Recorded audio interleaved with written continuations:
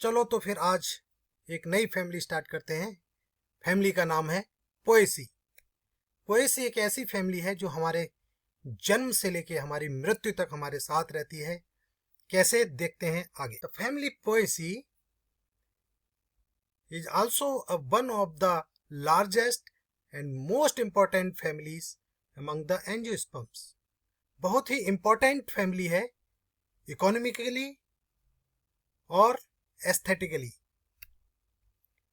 इसको हम लोग ग्रास फैमिली के नाम से भी जानते हैं। इस फैमिली का नाम, दूसरा नाम ग्रेमिनी भी है। अगर आपके एग्जाम में ग्रेमिनी आ जाए तो प्लीज बच्चों कंफ्यूज नहीं होना है, ये पोएसी फैमिली के बारे में पूछ रहा है। और जैसा कि आप जानते हैं कि ये एक मोनोकोटिलिडन्स ग्रुप से ताल्लुक रखती है। इसका जो डिस्ट्रीब्यूशन है वो कॉस्मोपॉलिटन और यूबिक्यूटस है, मतलब ये मोस्टली हर हैबिटेट में आपको मिलेगी। और दुनिया में 11,000 के आसपास स्पीसीज पाई जाती हैं और हमारे भारत में 1400 स्पीसीज पाई जाती है। तो फैमिली पोएसी को समझने से पहले हम उसकी थोड़ी मॉर्फोलॉजी को समझते हैं। तो इसकी जो प्लांट है ये आप देख रहे हैं, ये एक प्लांट है। ये पूरा प्लांट है, रूट से लेके शूट और इन्फ्लोरेसेंस तक। इस प्लांट में जो स्टेम है, देखो ये पहले नीचे अंडरग्राउंड पार्ट है, वो रूट्स होती है। और जो जनरली हम लोग क्या बोलते हैं, ऊपर वाले पार्ट को, शूट को क्या बोलते हैं हम लोग, स्टेम बोलते हैं। लेकिन फैमिली पोएसी में इसको हम कल्म बोलते हैं। और जो ऊपर की जो बालें हैं, जब आप गेहूं का प्लांट देखते हो, चावल देखते हो, तो इस तरीके का क्या रहती है, बालें होती है ना। इसको हम हिंदी में बालें बोलते हैं। तो इसको बोलते हैं, ये क्या है, ये इन्फ्लोरेसेंस है, ठीक है। क्योंकि ये मोनोकोटिलिडन्स ग्रुप से ताल्लुक रखता है, तो इसकी लीव्स पैरेलल वेनेशन रखती हैं। और जो नीचे वाला पार्ट है, जो ये पार्ट है इधर, ये पूरे कल्म को ये घेर के रखता है। तो इसको हम लोग लीफ शीथ बोलते हैं। जो इसका कल्म है वो नोड्स, ये नोड्स और इंटरनोड्स में डिवाइड होता है। लीफ में पैरेलल वेनेशन होता है, ठीक है। अब आगे बढ़ते। Now the diagnostic characters. आप जानते ही हो, आप अगर चारों ओर अपने देखोगे तो आपको घास ही घास नजर आएगी। तो वो घास कैसी हो सकती है, वो एनुअल हो सकती है या फिर पेरेनियल हो सकती है। उसी के साथ आपने बेम्बूज देखे होंगे। बेम्बूज भी इसी फैमिली से बिलोंग करता है, लेकिन बेम्बू की जो कलम होती है वो थोड़ी बूढ़ी नेचर में होती है। यहाँ आप पिक्चर में देख सकते हैं कि ये किस तरीके की बेम्बू की एक हैबिट है जो बूढ़ी नेचर शो कर रहा है। मैंने पहले ही बता दिया आपको, स्टेम को क्या बोलते हैं, कल्म, ठीक है। और ये पोर्शन है, ये नोड है, और दो नोडों के बीच में जो पोर्शन है उसको बोलते हैं, ये वाला पोर्शन, ये होता है इंटरनोड। तो जो इंटरनोड है वो होलो होता है, ठीक है। और जो ये नोड वाला पार्ट है ये क्लोज हो जाता है, इसलिए इसको यहाँ सॉलिड बोला गया है। जो जनरली जो और मेंबर्स होते हैं पोएसी के, उनके अंदर ये जो स्ट्रक्चर है, ये आप देख रहे हैं, इस स्ट्रक्चर को हम लोग बोलते हैं कल्म शीथ। ये जो बेम्बू होता है, बांस है, उसके कल्म को एनसर्कल करके रखता है, कवर्ड करके रखता है, इसलिए इसको कल्म शीथ बोला जाता है। फिर आप देखिए लीव्स। लीव्स में 3 पार्ट होते हैं। एक होता है लीफ शीथ, जो मैंने अभी आपको दिखाया, इधर आप देख सकते हैं। ये क्या है, ये लीफ शीथ है, ये वाली, ठीक है। और ये लीफ लेमिना है। और यहाँ जो ये जॉइंट है लीफ लेमिना का और लीफ शीथ का, यहाँ कभी कभी कुछ हेरी स्ट्रक्चर या फिर कुछ मेम्ब्रेनस स्ट्रक्चर होते हैं, जैसे ये आप देखिए, ये हेरी स्ट्रक्चर है कल्म शीथ के पास। तो इसको बोला जाता है लिग्यूल। याद रखिएगा, वेरी इंपॉर्टेंट, लिग्यूल। तो ये भी इसका एक इंपॉर्टेंट कैरेक्टर है। कभी कभी ये लिग्यूल किसी किसी मेंबर्स में एब्सेंट भी होता है। ठीक है,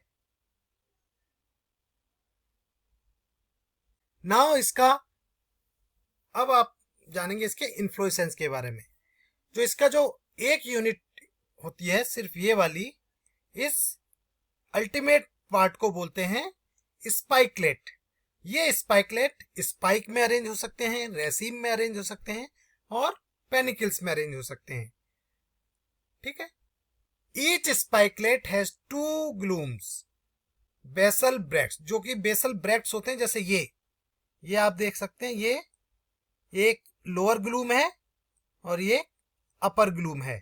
ठीक है, फिर उसके बाद ये फ्लोरेट स्टार्ट हो जाते हैं। एक फ्लावर, दूसरा फ्लावर, तीसरा फ्लावर, चौथा फ्लावर। तो इस तरीके से जितने भी फ्लावर हैं वो कहलाए जाते हैं फ्लोरेट। ठीक है, तो जो ये पर्टिकुलर स्पाइकलेट है ये ग्लूम से कवर्ड रहती है बेस में, लोअर ग्लूम और अपर ग्लूम से। ठीक है,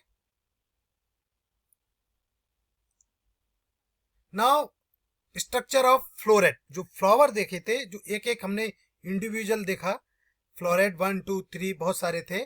तो इस फ्लोरेट में आपको क्या दिखाई देगा, जिस जिस स्टॉक के ऊपर ये फ्लावर अरेंज होता है, फ्लोरल पार्ट अरेंज होते हैं, लेमा, पेलिया, ठीक है, अपर ग्लूम, लोअर ग्लूम, इसको बोला जाता है रेचिला। ठीक है, बहुत इंपॉर्टेंट है। देन जो ब्रैक्ट है, आउटर ब्रैक्ट, इसको बोला जाता है लेमा। इसके ऊपर कभी कभी ऑन, अधिकतर ऑन पाया जाता है और कभी कभी ऑन नहीं भी होता है। और ये है पेलिया, जो हम कभी ग्रेन देखेंगे, जो उसकी जो ग्रेन को चारों तरफ से कवर करके रखता है, इस स्ट्रक्चर को बोला जाता है पेलिया। और जो इसके पेरियांथ हैं वो मॉडिफाइड होके एक मेम्ब्रेनस स्ट्रक्चर बनाते हैं, दैट इज लॉडिक्यूल्स। और इसमें 3 स्टेमेंस होते हैं और एक गाइनोसियम होती है। ठीक है, अभी हम थोड़ा और आगे डिस्कस करेंगे आपसे। ये देखिए, जो पेरियांत अभी मैं बता रहा था, पेरियांत जो होती है वो रिड्यूस हो जाती है लॉडिक्यूल्स। ये देखिए, यहाँ क्लियरली एक इलस्ट्रेटिव इमेज मैंने दी है आपको दिखाने के लिए। ये देखिए, ये एक लेमा है और पेलिया है। पेलिया और लेमा के बीच में ये 2 लॉडिक्यूल्स है, मेम्ब्रेनस स्ट्रक्चर है, जो बेस ऑफ द ओवरी, मतलब ओवरी के नीचे वाले पार्ट में अटैच रहता है। और जो इसका स्टिग्मा है वो इस तरीके से ब्रश के जैसा फेदरी, इसको बोला जाता है प्लूमोज। तो इसमें 2 स्टिग्मास डिवाइड हो जाते हैं, स्टाइल इसकी डिवाइड हो जाती है 2 स्टिग्मा में, जो कि प्लूमोज या फिर फेदरी होती है। यह भी इसका बहुत ही इंपॉर्टेंट कैरेक्टर है। Now the next diagnostic character, fruit. इसके फ्रूट को कैरियोप्सिस बोला जाता है। जरूर याद रखना है, कैरियोप्सिस। जो भी हम चावल, मक्का, ज्वार, बाजरा, जौ, जई, जो भी हम खा रहे हैं ग्रेन, वो क्या है, वो फ्रूट टाइप क्या है, caryopsis. Now some economic importance. Economic importance बहुत ही इंपॉर्टेंट, मतलब बहुत ही, ये जो फैमिली है बहुत ही इकोनॉमिकली इंपॉर्टेंट है। क्योंकि जो हमारा जो फूड है, बिना इसके फूड हमारा कंप्लीट नहीं हो सकता। जैसा कि मोस्ट इंपॉर्टेंट है व्हीट। ठीक है, ट्रिटिकम एस्टिवम, जो गेहूं है। ठीक है, ये गेहूं हमारे फूड का एक इंपॉर्टेंट पार्ट है, ग्रेन्स एडिबल होती हैं इसकी। ऐसे ही मक्का, जियामेज, सोरगम, ज्वार, सोरगम बाइकलर, ओट्स, जई, जौ, बार्ले, कोडो मिलेट एंड रागी, झंगोरा, बाजरा, ये सारे के सारे, और ये चावल, ये सारे के सारे बहुत ही इंपॉर्टेंट ग्रेन्स हैं और प्लांट हैं। इनके मैंने आपको लोकल नेम और इंग्लिश नेम दे दिए हैं। इनके बॉटनिकल नेम भी यहाँ रखे हैं, जो आपको आपके एग्जाम में लिखने में काम आ सकते हैं। Now some species act as a fodder species. आप जानते हैं हमारे देश में, हमारे किसानों के पास लाइव स्टॉक होते हैं, भैंस गाय बकरी पालते हैं, तो इसके जो बहुत सारी स्पीसीज हैं जो फॉडर की तरह इस्तेमाल करती हैं, जिसमें कि इम्पोर्टेंट है मक्का, मेज, सोरगुम, बाजरा, बरमूडा ग्रास जिसे हम दूरबा बोलते हैं, Cynodon डेक्टाइलॉन, elephant grass, Centrus purpureus. So these are some important fodder species belongs to family Poaceae. Now sugar industry, बिना इस फैमिली के हमारी चाय, हमारा हलवा सब फीका रह जाएगा अगर ये स्पीसीज नहीं होती। That is saccharum officinarum. हाँ जी, गन्ना, सुगर केन, जिससे कि चीनी बनती है, ये भी इसी फैमिली का मेंबर है। फिर हम आ जाते हैं बिवरेजेस इंडस्ट्री में।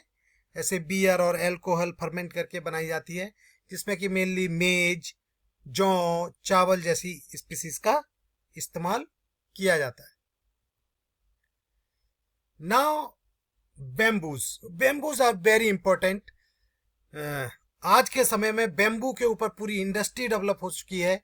चाइना ने तो स्लीपर, जो उसकी ट्रेन्स हैं, उस स्लीपर में बेम्बूज को इस्तेमाल करना स्टार्ट कर दिया है। बहुत ही इंपॉर्टेंट ग्रुप है बेम्बू। ठीक है, हम इसको खा भी सकते हैं, इसका कंस्ट्रक्शन में भी इस्तेमाल कर सकते हैं। बहुत से लोग इसको फिश कैचिंग जैसे एक एपरेटस भी बना सकते हैं, जो हमारे इथनो बायोलॉजिकल ग्रुप्स हैं, एथनिक ग्रुप्स हैं, और इनको ऑर्नामेंटल्स की तरह भी इस्तेमाल किया जाता है। कुछ स्पीसीज मैंने यहाँ आपको शेयर की हैं, जैसे कि कुछ एडिबल शूट्स हैं, बैम्बूसा टुल्डा। कंस्ट्रक्शन में जो इस्तेमाल की जाती हैं मेनली डेंड्रोकैलेमस स्टिक्टस, बैम्बूसा बाल्कुआ, यूशोनिया मलेंग, डेंड्रोकैलेमस गिगांशिया। ऑर्नामेंटल्स में Phyllostachys nigra, black bamboo, Phyllostachys aurea, golden bamboo. जैसे कि मैंने एडवर्टाइज किया था, ये हमारा ह्यूमन पार्टनर है हमारे जन्म से लेके मृत्यु तक। तो जब एक छोटा बेबी हमारे घर में आता है, आजकल तो डेवलप हो रहा है हमारा देश, बहुत लोग प्रॉस्पेरस हो रहे हैं, तो लेकिन पहले देखिए किस तरीके से हमारे जो एथनिक ग्रुप्स हैं, नॉर्थ ईस्ट में जो लोग हैं और जिनके पास अभी भी फैसिलिटी नहीं है, वो इस तरीके से पालना बनाते हैं बच्चों के लिए, जो बैम्बू की कलम से बनता है। हम लोग खेलते हैं बैम्बू से। हमारे जो बुजुर्ग लोग हैं वो वॉकिंग स्टिक की तरह इसको इस्तेमाल करते हैं। और इन द लास्ट मृत्यु, जो कि अटल सत्य है, मृत्यु भी हमें जो अर्थी बनती है वो भी बैम्बू से बनती है। तो ये हमारा जो मैंने बोला था, ये हमारा बहुत इंपॉर्टेंट पार्टनर है जन्म से लेके मृत्यु तक। Thank you.